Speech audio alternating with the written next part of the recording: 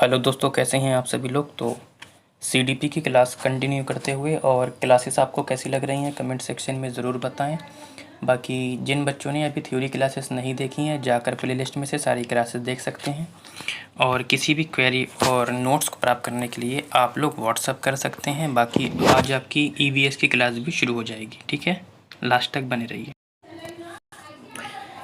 Question है आपका पहला कि पूजा अपनी दोस्त को कहती है कि हमें कक्षा के नियमों का पालन करना चाहिए, वरना शिक्षिका हमें बाहर खेलने की अनुमति नहीं देगी। पूजा लॉरेंस कोहलबर्ग के नैतिक विकास के किस चरण में है। बहुत ही अच्छा क्वेश्चन है, ठीक है। तो आज्ञापालन एवं दंड अभिविन्यास, अच्छा लड़का अच्छी लड़की अभिविन्यास, अधिकारिता एवं सामाजिक क्रम अव्यवस्था अभिविन्यास, या सार्वभौमिक नैतिकता नैतिक सिद्धांत अभिविन्यास। तो इसको थोड़ा सा समझाने के लिए थोड़ी जगह चाहिए है, तो जगह ले लेते हैं। ठीक, ये आपकी पहली अवस्था है जिसमें हम पढ़ेंगे अहम केंद्रिकता।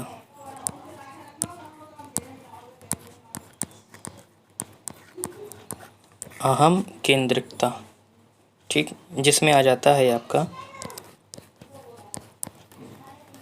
स्वार्थी बच्चा।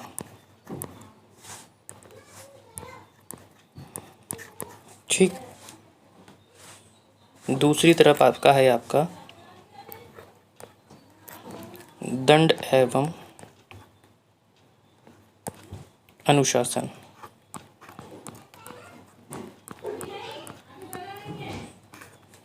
जिसमें आ जाते हैं आपके माता पिता। ठीक,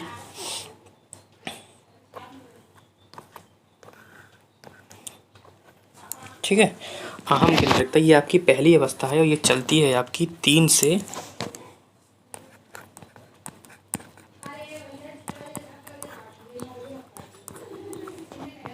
10 वर्ष तक। ठीक, इसको अच्छे से समझते हैं। एक तरफ आता है अहम केंद्रिकता जिसमें स्वार्थी बच्चा होता है, एक तरफ आता है दंड एवं अनुशासन जिसमें होते हैं माता पिता। ठीक, अब बच्चा कहता है कि सारे खिलौने मुझे दे दो।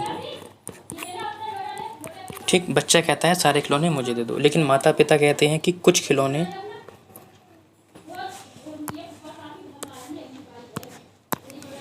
ठीक, कुछ खिलौने। ठीक, दूसरी तरफ आता है आपका कुछ खिलौने छोटे भाई को भी दे दो। अब बच्चा जो होता है वो कहता है कि मैं खिलौने नहीं दूंगा। माता पिता कहते हैं खिलौने दे दो, वो कहेगा नहीं दूंगा। वो कहेंगे, माता पिता कहेंगे अगर आप खिलौने नहीं दोगे तो मैं आपके डंडे से मार लगाऊंगा। तो अब बच्चा यहाँ पे क्या होता है, नैतिक दुविधा में पड़ जाता है। किस में पड़ जाता है, नैतिक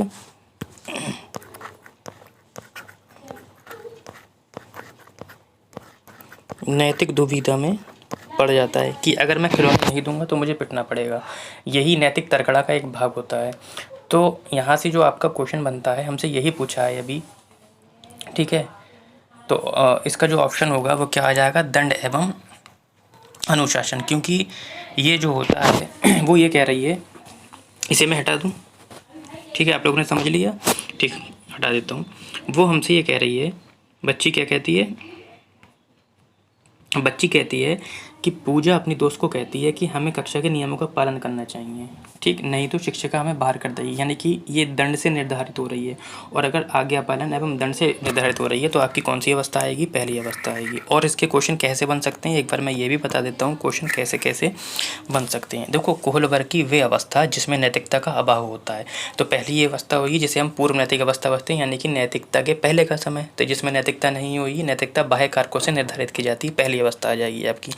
कोहलबर्ग की वे अवस्था या नैतिकता जिसमें नैतिकता बाह्य कारकों से निर्धारित होती है, पहली अवस्था। और क्वेश्चन कैसे बन सकता है, कोहलबर्ग की वे अवस्था या नैतिकता जो दंड से निर्धारित होती है, ये भी आपकी पहली अवस्था होती है। ठीक, क्लियर हो गया पहला क्वेश्चन, आगे बढ़ते हैं। क्वेश्चन नंबर दूसरा कहता है, हार्वर्ड गार्डनर के अनुसार निम्नलिखित में से कौन सा कथन सही, कह रहा है कि नहीं है, हमें बताना है कि कौन सा कथन सही नहीं है। ठीक है, हार्वर्ड गार्डनर की सारी बुद्धि मैंने अच्छे से आपको कराई थी। हार्वर्ड गार्डनर ने वर्ष 1983 ईस्वी में 1983 ईस्वी में बुद्धि के एक नवीन सिद्धांत का प्रतिपादन किया, जिसे गार्डनर के किस सिद्धांत के नाम से जाना जाता है, बहुबुद्धि सिद्धांत के नाम से जाना जाता है। ठीक, बहु बुद्धि सिद्धांत के नाम से जाना जाता है। ठीक, जिसे गार्डनर के जाना जाता है। इस सिद्धांत के अनुसार बुद्धि का स्वरूप कैसा होता है बेटा? बुद्धि का स्वरूप एकाकी न होकर बहुकारकीय होता है। कैसा? एकाकी न होकर बहुकारकीय होता है तथा प्रत्येक बुद्धि एक दूसरे से अलग होती है। ये मैंने आपको थ्योरी क्लासेस में बताया था। हर बुद्धि अपने आप में अलग होती है। यदि किसी के अंदर भाषाई बुद्धि पाई जाती है तो उसके अंतर्गत दूसरी बुद्धि तभी पाई जाएगी जब उसको उसका माहौल मिलेगा। ठीक, तथा बुद्धिमत्ता को परिपोषित व विकसित किया जा सकता है। बुद्धिमत्ता किसी एक सामान्य खंड से हावी नहीं होती, कई प्रकार की होती है, क्योंकि बुद्धि कई प्रकार की होती है। साथ ही बुद्धिमत्ता को एकाकी आयाम में सहबद्ध नहीं किया जा सकता। ठीक, अब हमसे पूछता है कि इनमें से कौन सा नहीं है। क्वेश्चन नंबर 9 का आप लोगों को आंसर देना है। देखो, हम नीचे से चलते हैं। बुद्धिमत्ता नहीं है, बुद्धिमत्ता को एकाकी आयाम में सहबद्ध नहीं किया जा सकता। मैंने बताया ना, एकाकी आयाम में सहबद्ध नहीं किया जा सकता। क्यों? क्योंकि बुद्धि कई प्रकार की होती। ऑप्शन ठीक है, लेकिन उत्तर नहीं है हमारा। बुद्धिमत्ता किसी एक सामान्य खंड से हावी नहीं होती है, क्योंकि बुद्धि कई प्रकार की होती है। ऑप्शन सही है, हमारा उत्तर नहीं होगा। बुद्धिमत्ता को परिपोषित व विकसित किया जा सकता है, बिल्कुल। अगर किसी के अंदर भाषाई बुद्धि पाई जाती है, यानी कि वो कवि हो सकता है, तो उसके अंदर गतिक बुद्धि भी आ सकती है, यदि वो गतिक बुद्धि को भी टाइम दे। ठीक है, वातावरण अपना ले तो उसके अंदर गतिक बुद्धि भी, क्योंकि ये तभी प्रभावित होती है जब आप उसको टाइम देंगे, है ना। ये भी ठीक है, लेकिन कह रहा है कि बुद्धिमत्ता एक स्थिर तथा स्थायी विशेषता होती है। तो एक स्थिर और स्थायी विशेषता नहीं होती है। स्थायी इसलिए नहीं होती है क्योंकि 9 प्रकार की बुद्धि बताई है उन्होंने, और अगर आप चाहें तो 9 प्रकार को अपने अंदर समा सकते हैं, लेकिन सभी को वातावरण आपको देना पड़ेगा। जिस बुद्धि को भी आप वातावरण देंगे, बस वही चरम पर पहुँचती है, बाकी बुद्धि सब नीचे बैठ जाती हैं। ऑप्शन नंबर ए हो जाएगा आपका। हार्वर्ड गार्डनर को सारी बुद्धि को मैंने बता दिया था। एक बाल केंद्रित शिक्षा में शिक्षिका की कोई भूमिका नहीं होती है। शिक्षा का सक्रिय भूमिका होती है तथा विद्यार्थी निष्क्रिय होते हैं। विद्यार्थियों की सक्रिय भूमिका होती है तथा शिक्षिका निष्क्रिय होती है, या शिक्षिका व विद्यार्थी दोनों सक्रिय रूप से होते हैं। ठीक, तो बाल केंद्रित शिक्षा मैं आपको बता चुका हूँ। सीधा सीधा कह रहा है कि शिक्षिका की कोई भूमिका नहीं होती है। बिल्कुल शिक्षिका की भूमिका होती है। बाल केंद्रित शिक्षा का मतलब ये नहीं होता है कि बच्चा सेंटर में होता है तो शिक्षक की कोई भूमिका नहीं होगी, ऐसा कुछ नहीं है। हाँ, बच्चा सेंटर में होता है, सब कुछ उसी के अनुसार होता है, लेकिन शिक्षक एक सहायक के रूप में उसमें काम करता है, रास्ते दिखाता है। कहता है शिक्षिका सक्रिय भूमिका निभाते हैं, ये तो ठीक है, लेकिन विद्यार्थी के बारे में गलत बोल दिया यहाँ पे। विद्यार्थियों की सक्रिय भूमिका होती है, लेकिन शिक्षिका निष्क्रिय होती है, ये भी गलत है। एक ही ऑप्शन आपका बचता है, क्या है? शिक्षिका व विद्यार्थी दोनों ही सक्रिय भूमिका होती है। देखो, शिक्षण अधिगम प्रक्रिया का संचालन बच्चों को ध्यान में रखकर किया जाता है, यही तो बाल केंद्रित शिक्षा है ना। तथा बच्चा प्रश्न पूछने, प्रकरण संबंधी चर्चा करने और अपने विचार प्रस्तुत करने आदि के लिए स्वतंत्र होता है, यही तो बाल केंद्रित होती है ना। बाल केंद्रित शिक्षा में छात्रों को विशेष महत्व दिया जाता है तथा शिक्षण प्रक्रिया की समस्त क्रिया को केंद्र बिंदु में कौन होता है? आपका छात्र होता है।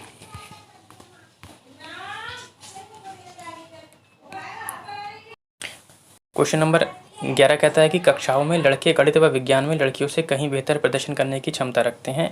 कारण है कि लड़कों में लड़कियों की अपेक्षा गणितीय तर्क व वैज्ञानिक क्षमताएं सहज रूप से मौजूद होती हैं। बहुत ही प्यारा क्वेश्चन है, और इस टाइप के क्वेश्चन बहुत ज़्यादा आ रहे हैं आपके। ठीक,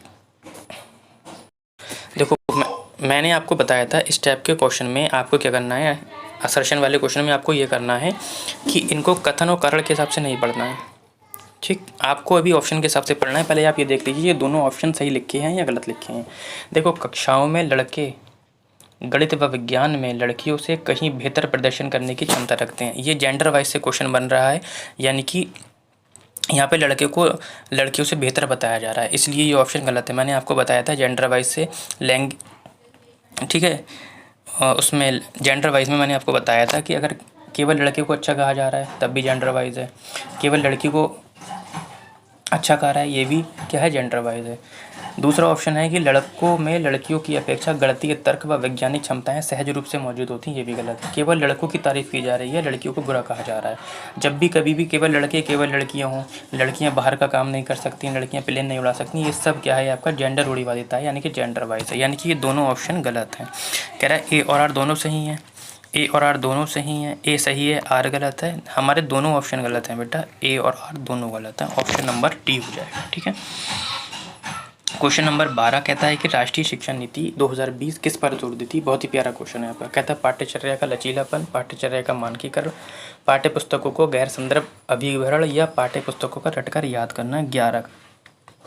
12 का क्वेश्चन बताना है। देखो राष्ट्रीय शिक्षा नीति 2020 किस पर बल देती है। कह रहा है पाठ्य पुस्तकों को रटकर याद करना। ये तो वैसे भी गलत है। सीटेट में रट्टा मानना, यंत्रवत याद करना, ये निगेटिव टैग वर्ड होते हैं। पाठ्य पुस्तकों को गैर संदर्भ अभिकरण करना। देखो गैर संदर्भित का मतलब ये होता है जैसे कि पाठ्य पुस्तकों का गैर संदर्भ अभिकरण, यानी कि जो टॉपिक में है ही नहीं, आप वो पढ़ाए जा रहे हैं, या वो जो टॉपिक पढ़ा रहे हैं वो उनसे जुड़ा, उनके क्षेत्र से जुड़ा हुआ नहीं है।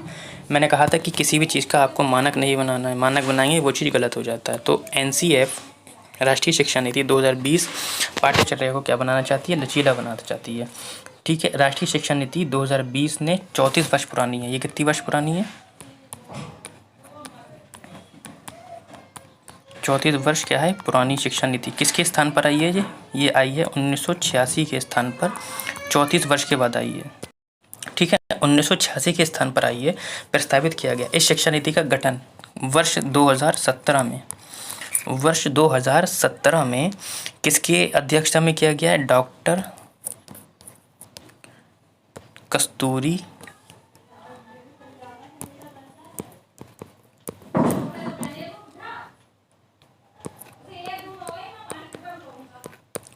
कस्तूरी रंजन की अध्यक्षता में किया गया था। ये शिक्षा नीति बेटा किस पर जोर देती है? समानता पर, गुणवत्ता पर, वहनीयता, आसान पहुंच, जवाबदेही के आधारभूत सिद्धांत पर निर्मित है तथा सतत विकास के एजेंडा 2030 तक, किसका सतत विकास का एजेंडा 2030 तक क्या किया गया? अनुकूल किया गया है। ठीक है, तो फिलहाल आज के लिए बेटा यहीं तक रखते हैं और बाकी क्लासेस जो हैं आपकी मिलना शुरू हो जाएंगी। ठीक है, फिलहाल 1 तारीख तक तो मिल ही जाएंगी सारी क्लासेस आपको।